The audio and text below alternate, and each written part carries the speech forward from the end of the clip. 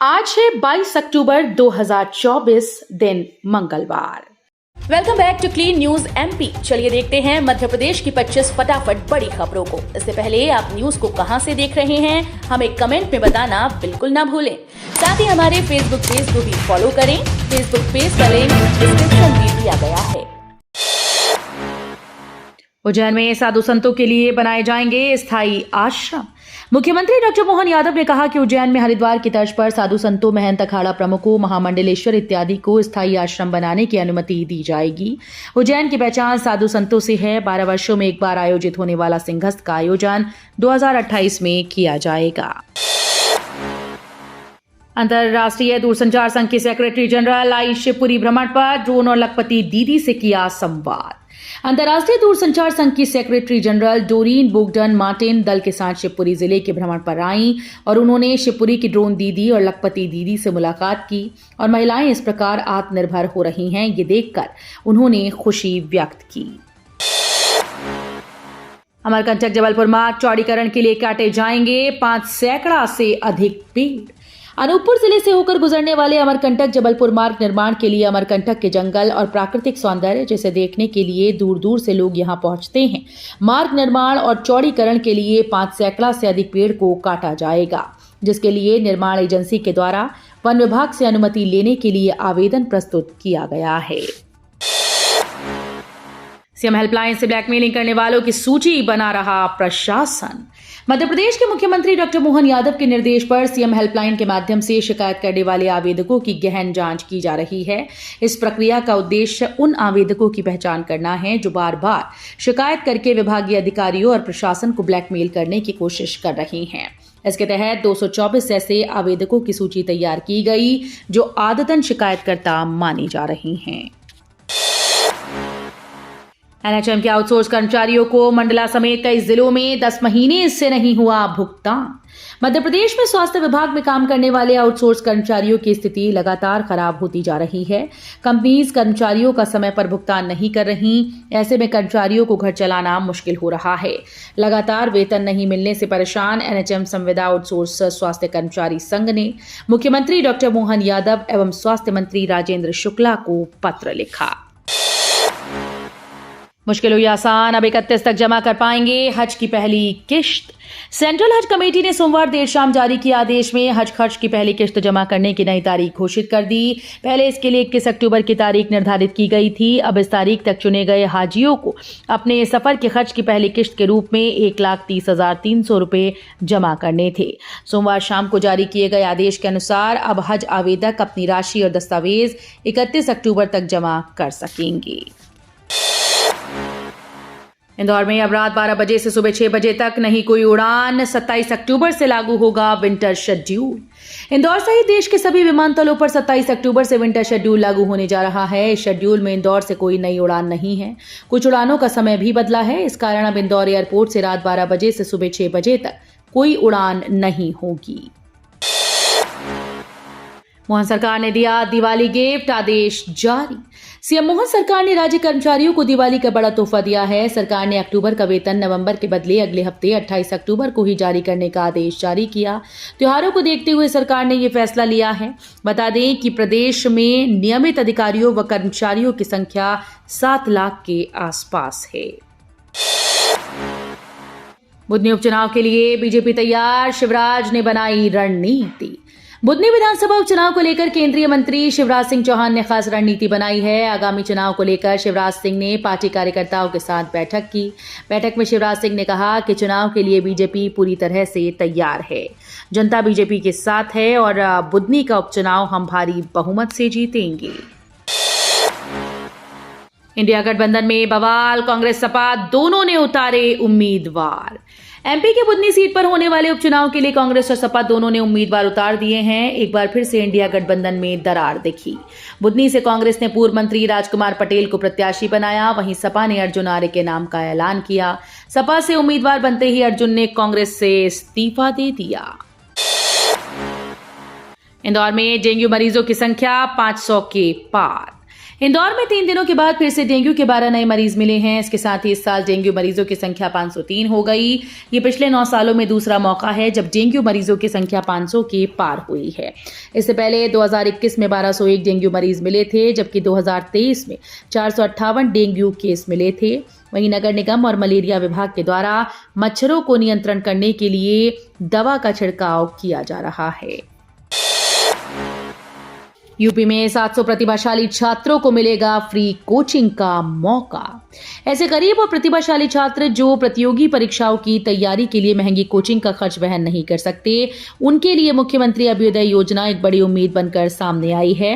इस योजना के तहत छात्रों को निःशुल्क कोचिंग की सुविधा दी जाती है, जिससे उन्हें संघ लोक सेवा आयोग, उत्तर प्रदेश लोक सेवा आयोग, मेडिकल, इंजीनियरिंग जैसी महत्वपूर्ण प्रतियोगी परीक्षाओं की तैयारी करने का अवसर मिलता है।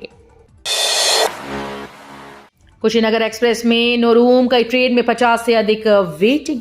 दीपावली के चलते इन दिनों ट्रेन में बहुत वेटिंग चल रही है। सीटों के लिए मारामारी मची हुई है। कुशीनगर एक्सप्रेस में नोरूम है, इसके अलावा कई ट्रेन में 50 से अधिक वेटिंग चल रही है। ऐसे में यात्रियों को सामने बड़ी परेशानी की स्थिति बन गई है। मध्य प्रदेश में संपदा 2.0 लॉन्च, फिर भी नहीं मिल रही ऑनलाइन रजिस्ट्री की सुविधा। मध्य प्रदेश में रजिस्ट्री की प्रक्रिया को सरल, सुलभ, व्यवस्थित करने के लिए विगत दिनों संपदा 2.0 पोर्टल लॉन्च किया गया था। एक सप्ताह के बाद भी पोर्टल पर आवेदकों को रजिस्ट्री की सुविधा मुहैया नहीं हो पा रही। इंदौर जिले में अब तक महज 10 दस्तावेज पंजीकृत हुए हैं। ये दस्तावेज पावर ऑफ अटॉर्नी और विक्रय अनुबंध से जुड़े हैं। राव ब्रिज का लोड टेस्ट पूरा, 18 ट्रकों के वजन से परखी ब्रिज की क्षमता। इंदौर खलघाट 4 लेन पर बना राव ब्रिज का लोड टेस्ट पूरा हो चुका है। 18 ट्रक को ब्रिज के मध्य हिस्से में 2 दिनों तक खड़े रखकर ब्रिज का वजन वहन करने की क्षमता को परखा गया। 2 दिन हुई बारिश के कारण लोड टेस्ट का काम प्रभावित हुआ, लेकिन सोमवार को वो पूर्ण हो गया। डीएपी खाद की समस्या से किसान परेशान, पढ़ाई छोड़कर लाइन में लगे छात्र। छतरपुर जिले में इन दिनों किसान खाद की समस्या से परेशान हैं। खाद के लिए कई दिनों से वेयर हाउस के चक्कर लगा रहे हैं। खाद के लिए सुबह से शाम तक भूखे प्यास लाइन में लगे रहते हैं।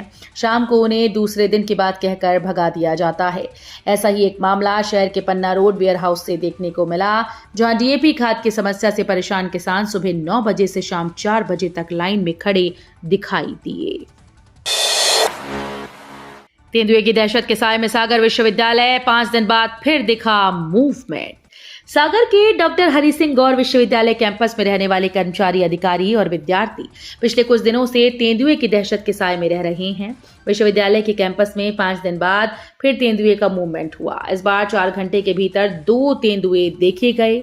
इनमें सुबह 7 बजे असिस्टेंट प्रोफेसर के बंगले की छत पर तेंदुआ देखा गया, वो सबसे छोटा है। शिवपुरी में प्रस्तावित माधव टाइगर रिजर्व के बाहर बनेगा एयरपोर्ट। शिवपुरी में माधव राष्ट्रीय उद्यान को टाइगर रिजर्व बनाने के साथ नजदीकी एयरपोर्ट भी बनाया जाएगा।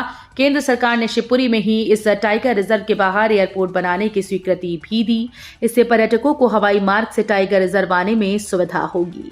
केंद्रीय मंत्री ज्योतिरादित्य सिंधिया के प्रयासों के चलते उनके पिता माधवराव सिंधिया के नाम पर माधव टाइगर रिजर्व मूर्त रूप लेगा, तो वहीं यहां आने के लिए पर्यटकों को हवाई सेवा भी उपलब्ध कराई जाएगी। दोपाली में कलर कोडिंग से चले ई रिक्शा, बिना पंजीयन वाले प्रतिबंधित। ग्वालियर के ट्रैफिक को सुधारने की कड़ी में ई रिक्शा को व्यवस्थित करने की पहल सड़क पर उतर आई। दोपाली में कलर कोडिंग के अनुसार 2 पालियों में ई रिक्शा चलाने की व्यवस्था लागू कर दी गई। कलेक्टर रुचिका चौहान ने ई रिक्शों को लेकर कार्य योजना तैयार कराई थी, जिसके तहत 6000 ई रिक्शों को कलर कोडिंग हो चुकी है। हिंदू संगठनों ने निकाली आक्रोश रैली, एसडीएम ने दिया कार्रवाई का आश्वासन। लव जिहाद की लगातार होती घटनाओं के विरोध में सोमवार को बहुत बड़ा जनसैलाब सागर जिले में बंडा की सड़कों पर दिखा। विश्व हिंदू परिषद और बजरंग दल के आह्वान पर पूरे बंडा में बंद रखा गया, जो कि जबरदस्त रूप से सफल हुआ। इस मामले में बंडा एसडीएम गगन बिसेन का कहना है कि पिछले कुछ दिनों पहले ऐसी घटनाओं के संबंध में एफआईआर दर्ज की गई। कल एक ज्ञापन भी दिया गया। 31 अक्टूबर या 1 नवंबर, इस दिन है दिवाली का शुभ योग। कार्तिक मास की अमावस्या पर दिवाली मनाई जाती है। इस बार 31 अक्टूबर और 1 नवंबर दोनों दिन दिवाली है। दिवाली पूजन के लिए प्रदोष काल सबसे शुभ माना जाता है, जो 31 अक्टूबर को पड़ रहा है, जबकि अमावस्या की उदया तिथि 1 नवंबर को है, जिसके अनुसार पर्व मनाए जाते हैं। ज्योतिषियों ने सलाह मशवरा करके बिना संशय 31 अक्टूबर को दिवाली मनाना शास्त्र सम्मत और शुभ माना है, क्योंकि दिवाली के लिए प्रदोष काल सर्वोत्तम है। नई तकनीक से बेहतर होंगे हाईवे, अंधेरे में भी चमकेंगी सड़कें। केंद्र सरकार ने सभी राज्यों को भेजा आदेश। देश के राजमार्ग और अधिक सुरक्षित बनेंगे, इसके लिए केंद्र सरकार नई तकनीक का प्रयोग करेगी। ये तकनीक से निर्माण की प्रक्रिया सस्ती और वाहन चालकों के लिए अधिक लाभदायक है। अंधेरे वाले मार्ग पर इस तकनीक से बने मार्ग चमकते नजर आते हैं और ये सड़क हादसों में कमी लाने में भी मददगार है। केंद्रीय सड़क परिवहन मंत्रालय ने देश के सभी राज्यों और केंद्र शासित प्रदेशों का तकनीकी का प्रयोग करने के आदेश जारी किए हैं। इसके लिए सभी राज्यों व केंद्र शासित प्रदेशों के मुख्य सचिवों और सड़क निर्माण से संबंधित विभागों को पत्र भेजा गया है। उड़ान के 8 साल पूरे, पीएम मोदी ने कहा, हम एविएशन सेक्टर को मजबूत करते रहेंगे। प्रधानमंत्री नरेंद्र मोदी की महत्वाकांक्षी योजना उड़ान को 8 साल पूरे हो गए। इस योजना से हवाई यात्रा के अलावा एविएशन सेक्टर से जुड़े कारोबार को भी बढ़ावा मिला है, जिसमें क्षेत्रीय एयरलाइंस को काफी फायदा पहुंचा। इस अवसर पर प्रधानमंत्री नरेंद्र मोदी ने सोशल मीडिया प्लेटफॉर्म एक्स पर एक पोस्ट में कहा कि आज हम उड़ान योजना के 8 वर्ष पूरे होने का जश्न मना रहे हैं। ये एक ऐसी पहल है जिसने भारत के विमानन क्षेत्र को बदल दिया है। दवाओं की कीमत बढ़ाने के फैसले पर फिर से विचार करें। एनपीपीए की ओर से आज दवाओं के दाम बढ़ाने को लेकर सीएम ममता बनर्जी ने पीएम नरेंद्र मोदी से आग्रह किया है कि संबंधित मंत्रालय को इस फैसले पर पुनर्विचार करने के निर्देश देने चाहिए। ममता ने कहा कि नागरिकों का कल्याण सर्वोच्च महत्व वाला है। मैं आपसे आग्रह करती हूं कि आम लोगों के स्वास्थ्य और कुशलता के व्यापक हित में मूल्य वृद्धि के निर्णय पर तुरंत पुनर्विचार करने के लिए संबंधित मंत्रालय को निर्देश जारी करें। मध्य प्रदेश में सुबह शाम ठंड का एहसास, अगले 24 घंटे शुष्क रहेगा मौसम। प्रदेश के मौसम का मिजाज आने वाले कुछ दिनों में सामान्य ही रहेगा। सुबह शाम गुलाबी ठंडक रहेगी और रात का पारा 20 डिग्री के आसपास बना रहेगा। अरब सागर में बने सिस्टम की वजह से अगले 1-2 दिन में न्यूनतम तापमान में हल्की कमी आने की संभावना जताई गई है। तो ये थी आज की 25 फटाफट बड़ी खबरें। अगर आपको न्यूज पसंद आई हो तो वीडियो को लाइक और शेयर जरूर करें। धन्यवाद।